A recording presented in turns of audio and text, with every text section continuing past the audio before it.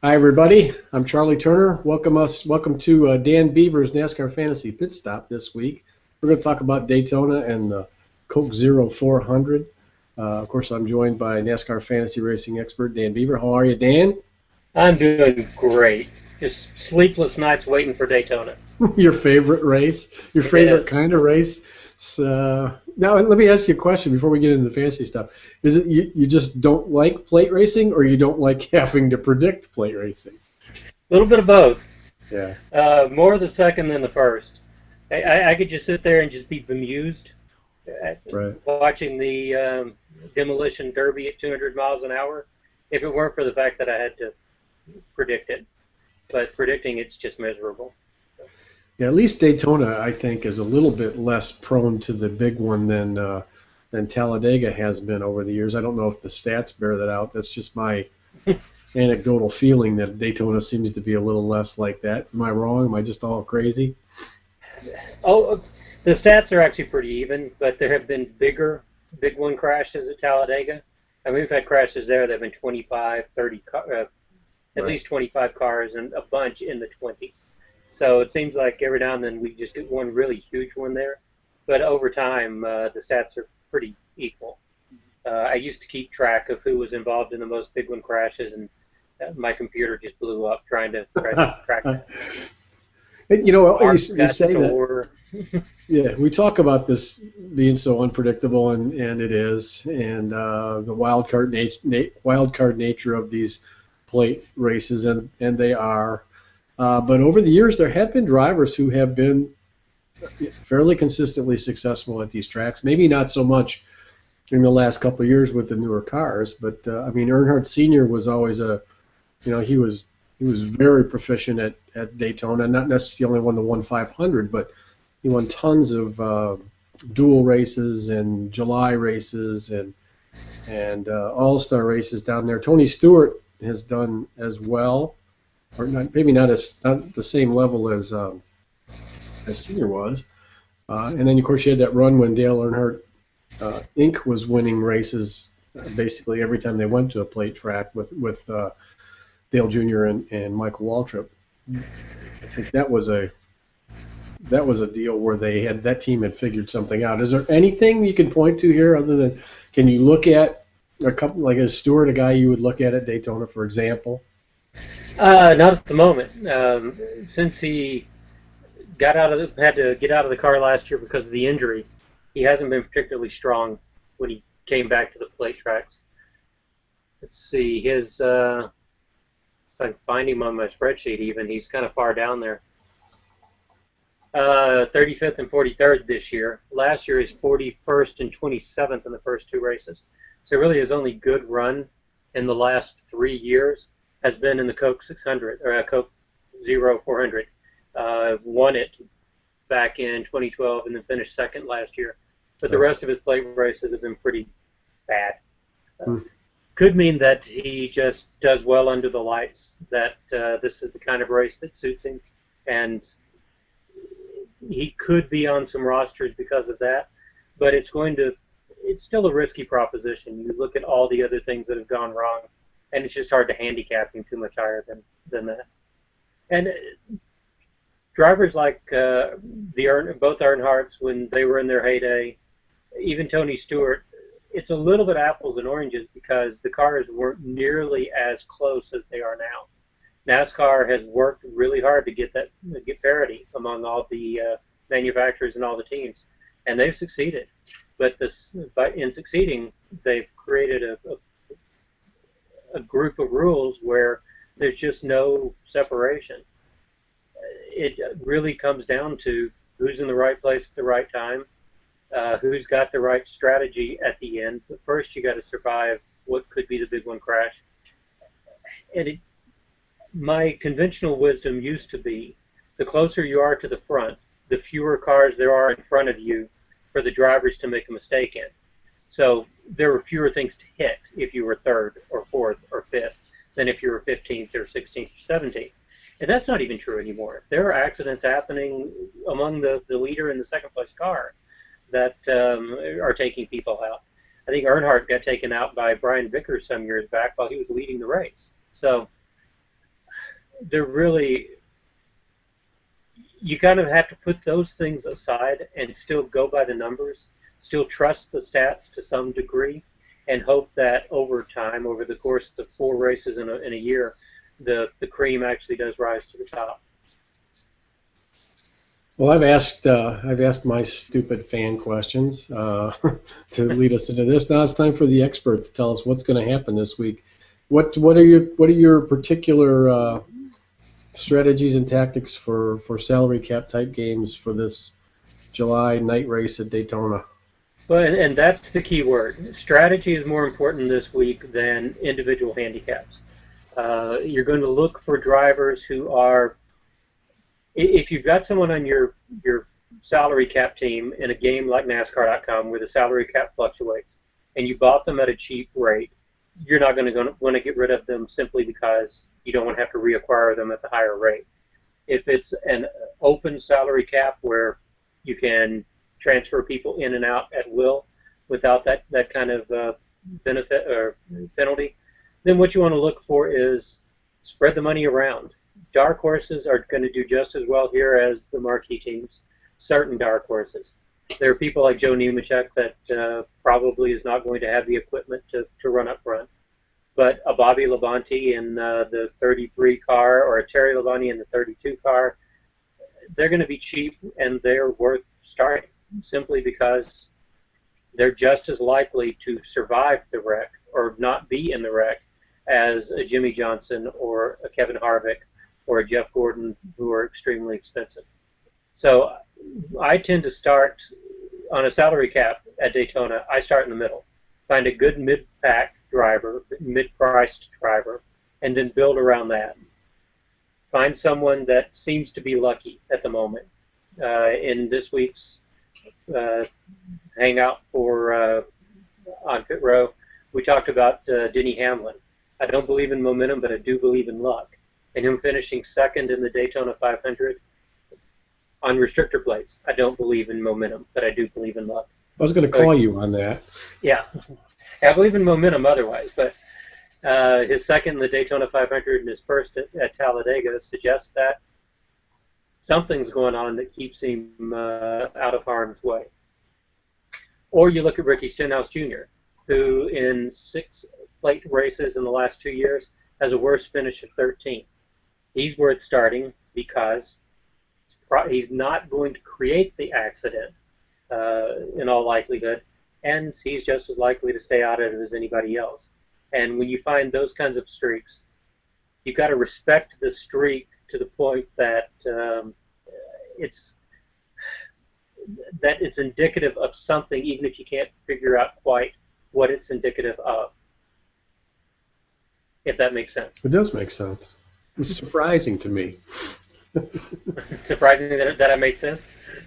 So if you start from the middle and you're looking for this mid-pack driver that's lucky and stuff, and you identify your 1 or 2 guys there, which way do you go to build your team out? Do you go farther down in the salary cap, or do you look at drivers that are expensive and maybe take one? Then I tend to go down. So you look for a good 1 or 2 mid-pack drivers, then you look for 1 or 2 dark horse drivers, and you see what you've got left. And then the money that you've got left, might as well spend it on a marquee driver. Or in the case of the NASCAR.com game, you're going to anchor it with that driver that you really can't take off because of the salary cap fluctuation. Right, okay, yeah. So you get a Denny Hamlin, you get a Ricky Stenhouse Jr., then you go get that bargain basement driver, one of the Labonte brothers. Michael Waltrip is probably going to be pretty cheap because he's not racing very much. Even a David Gillen or a David Reagan, who are much better at Talladega for some reason than they are at Daytona, you might look at them. And in a game that rewards place differential, your dark horse may come. Excuse me. Your dark horse may come from a driver who just happens to qualify badly. Although with the new set of rules, this knockout qualification format, that's not as cut and dried as it once was, because now if a driver qualifies badly, it's because he didn't do very well in the draft, in the qualification draft. So you're probably not going to look for that 42nd, 41st, 40th place driver starting, but look for someone in the 30s where you can get a good place differential in a game that offers that as one of their scoring. then you jump to the top. And it doesn't matter who you take up there. Jimmy Johnson, Matt Kenseth, Dale Earnhardt Jr., Jeff Gordon, they all have the capacity to win. They all have the capacity to score in the top 5. So they're just kind of filling at will at the very top. Do you give Earnhardt, because I know a lot of fans will, do you give Earnhardt Jr. any edge over those other drivers up top anymore on plate tracks? I did at Talladega until he wussed out and drove in the back of the pack at the very end and couldn't get to the front. And that looked like a bad. I don't know if that was just a bad decision. I don't know if that was his call or Crucci's call, but that was dumb. That was. It was not aggressive enough. It was just bad all around, and then he got stalled out, and he blames himself. It sounds like stuff that I've been reading, and he wants to redeem himself. That's a double-edged sword. If by redeeming yourself it means going in the middle of 3 wide at bad places, then you're just as likely to get yourself into trouble. So he entered the Talladega race with 4 top 10 finishes and 5 plate races dating back to the beginning of 2013. It was starting to won the Daytona 500. It was starting to look like he would be, if not the Pied Piper, at least have some of that same character that he had all through his career. And while he's having a career-making season, then he would be a good driver to pick. Talladega shook my confidence a lot, and it probably should most fantasy players, because now he's either prone to making that same kind of error or trying too hard to prove that that wasn't the way he intended to drive. Interesting. Okay, is there anything specific to watch for in practice this week or in qualifying? I mean, I know there are tracks where this is maybe more important than Daytona, but is there anything you can glean from those two things at this race? Watch practice. Don't depend on the numbers. Fastest laps, even if someone runs a 10-lap average and has a fast 10-lap average, is going to be meaningless. So you actually have to watch the practice sessions, either live or replayed, and see who is getting a good suck up in the draft, who looks stable in the draft, and that is that'll sway my opinion before the race starts. Same with qualification. Right now, qualification on the plate tracks is pretty much the same thing as another practice session, only with a bigger payout. You're going to look for drivers who can make the right decisions in those situations, and those are going to be your favorites. Interesting. Okay, well, we've talked a bit about salary cap so far.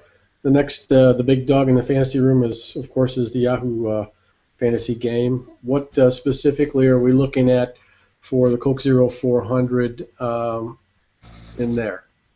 Strategy's much the same. Don't pick anybody that is more predictable later, a more predictable good value later. So explaining that, I mean, you don't want to take Denny Hamlin necessarily in the Yahoo game because you know he's going to be a pick at flat tracks, right? Or he should probably be a pick at flat tracks.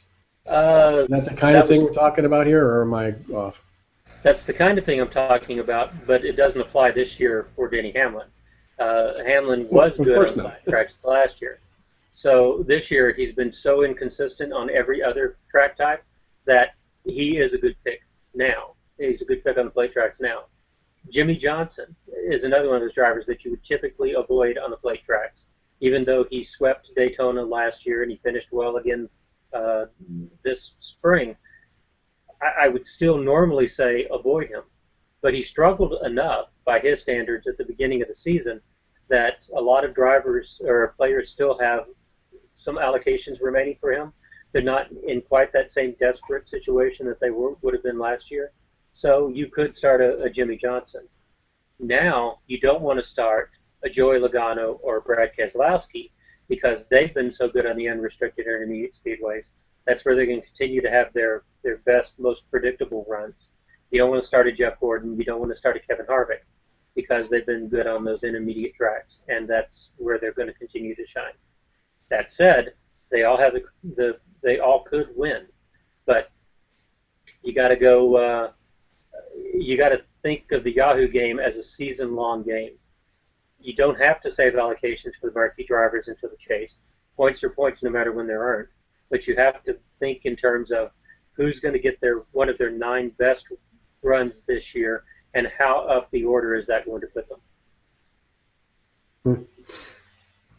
Okay, so where do we start? Do we start in the middle here at the Yahoo game too? We look at the B drivers first, or are you going to start with the A's? No benefit one way or the other there, so I'll start with the A's because each of those categories, each of those groups performs by itself. Right, yeah. And in A, Earnhardt is my top-ranked driver. As much as I just said some bad stuff about him for salary caps are concerned, he's consistent enough, he's strong enough that it's kind of hard to ignore him in the Yahoo game.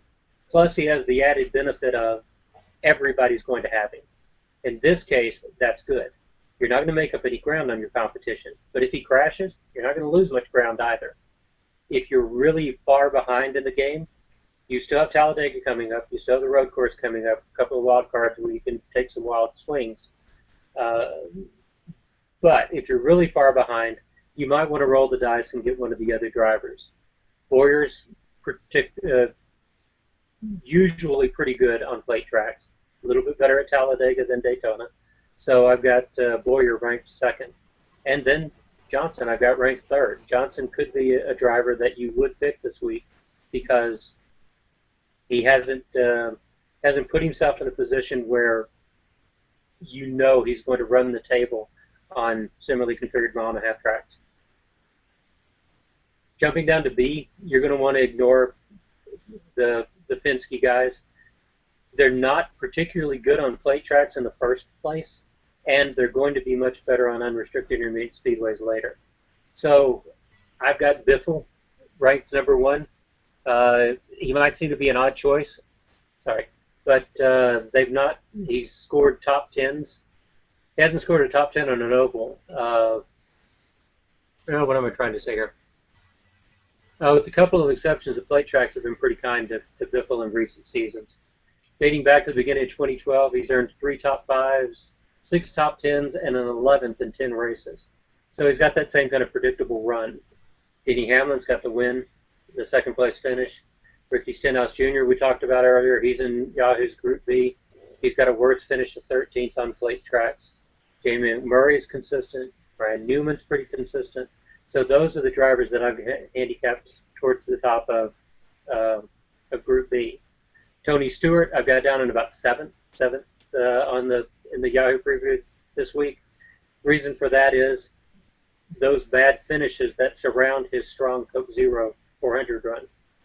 But you might want to put him on your provisional roster tonight so that you can watch him in practice. And if he looks steady, if he looks like he can hold that wheel, if he can stay with the leaders, then he could be your differentiator this week. Because I don't think he's going to be that popular overall. Then you drop down to Group C and roll the dice. Down there, you might as well take a dark horse of any shape. Based on numbers, Austin Dillon's done a good job on plate track, so I've got him ranked number 1, but I wouldn't start him. Danica Patrick does well at Daytona, but I probably wouldn't start her. I think she's going to be useful later on in the season. And you're going to start a Michael Waltrip, a Bobby Labonte, maybe a Trevor Bayne, Terry Labonte. Those are the drivers that you're going to look at. It's not a big enough field. Waltrip's got a guaranteed start. I believe he's the only one with a guaranteed start. The rest of them, I think, could fall out. So if you have Waltrip on your roster, you're safe to put another dark horse there. But otherwise, you always want to be cognizant that one of the Group C drivers is not going to qualify, or 2 drivers when there's a 45-race field. So you don't want to put all your eggs in the basket of drivers that have to or are forced to qualify, just in case it rains, just in case they crash in qualification, something like that.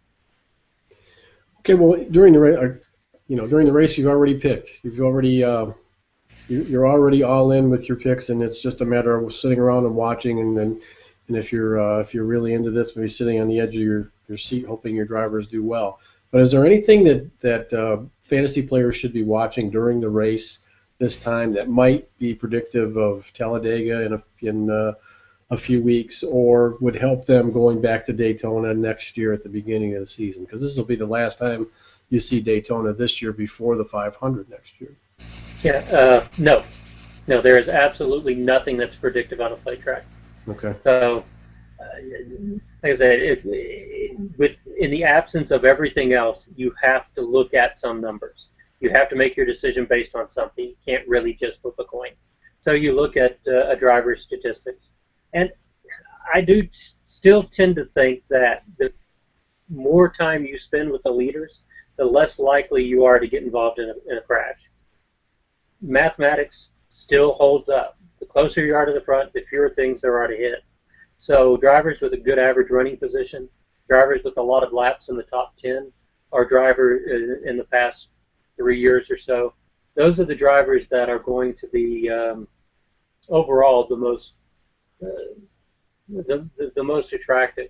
But even they can get involved in crashes. And drivers in the top 10, we've got Greg Biffle, Matt Kenseth, Denny Hamlin, Dale Earnhardt Jr., and Kyle Busch have spent the most laps in the top 10 over the past 6 races at Daytona. So if you like that stat, those drivers get put into your pool, your prospective pool. So that's a stat to maybe look at if you believe that you're less likely to wreck if you're up front. Yeah.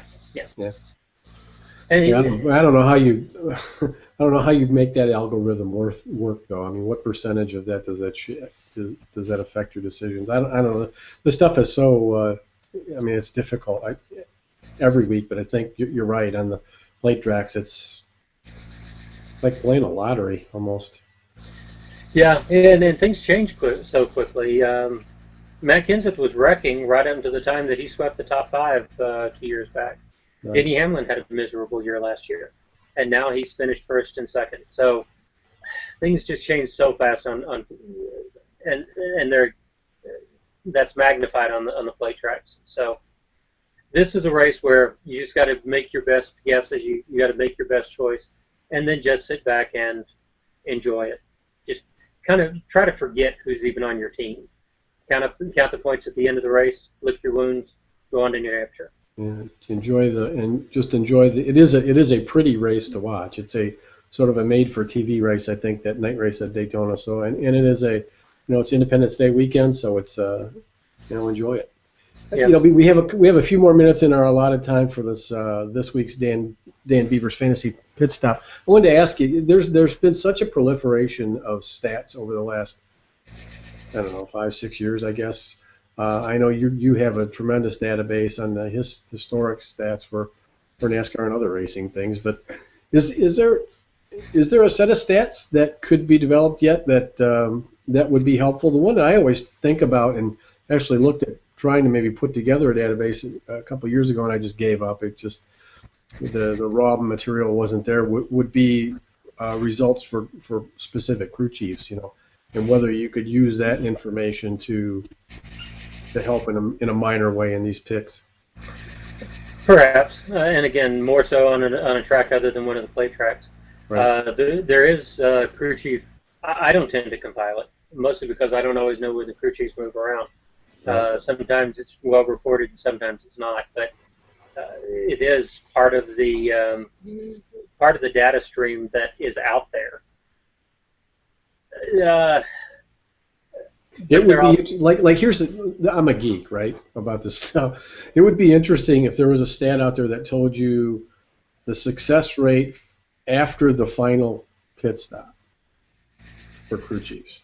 So maybe you could see something there about decision making. Maybe not. I don't know. I would like to see it to see if maybe those stats would confirm how I feel about certain teams, but I don't know if it would be helpful at all. Maybe it'd just be geek feed.